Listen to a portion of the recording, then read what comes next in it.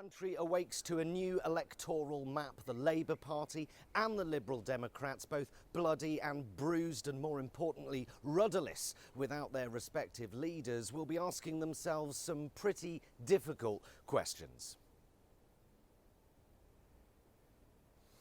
What a depressingly predictable election. And yet, everyone's jaw is on the floor. You know, how could we possibly have lost? Everyone I know voted the same way I did.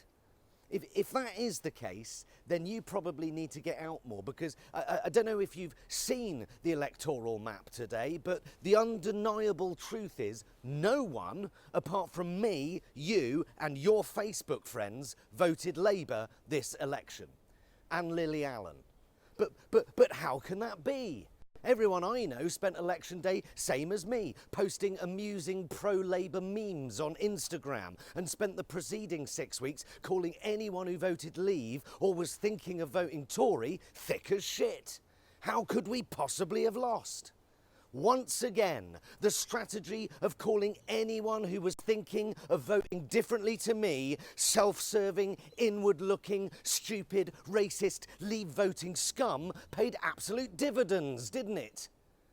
This is what happens when you spend the best part of 4 years insulting and dismissing 52% of the electorate by writing articles in The Guardian suggesting that anyone that voted Leave was condoning the murder of Joe Cox. And kidding ourselves that surely no one really wants to leave the EU, do they? When are we gonna get it into our thick skulls that the country voted to leave the European Union? Twice now, and this time more emphatically than before. And by not accepting Brexit and denying the harsh reality that, shit as it may be, we have to leave the EU. Why? Because that's the way the country fucking voted. By denying that uncomfortable truth, we have done something potentially far more damaging to our country than Brexit could ever do. We have handed the keys of number 10, the reins of Brexit, and a huge mandate to Boris fucking Johnson, the most sinister opportunist this country has seen since Harold Shipman.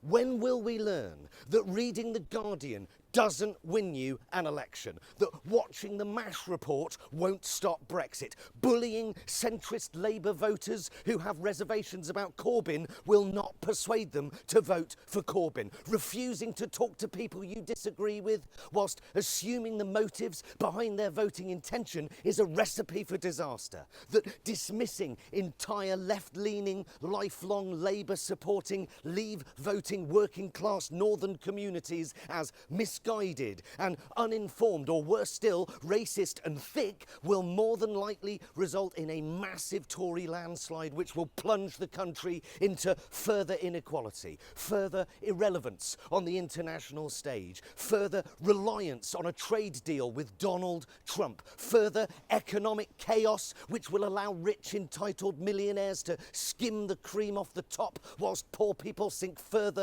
to the bottom, and plunging the UK further into self-obsession with its own importance whilst being picked apart like a doner kebab by any and all large trading blocs that are feeling hungry.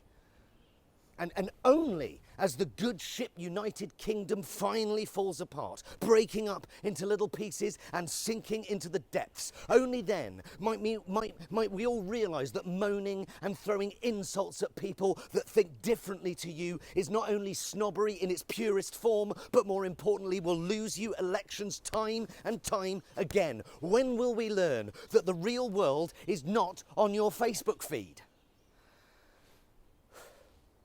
So the worst result for Labour in living memory, and a humiliating defeat for Jo Swinson. But as we all come to terms with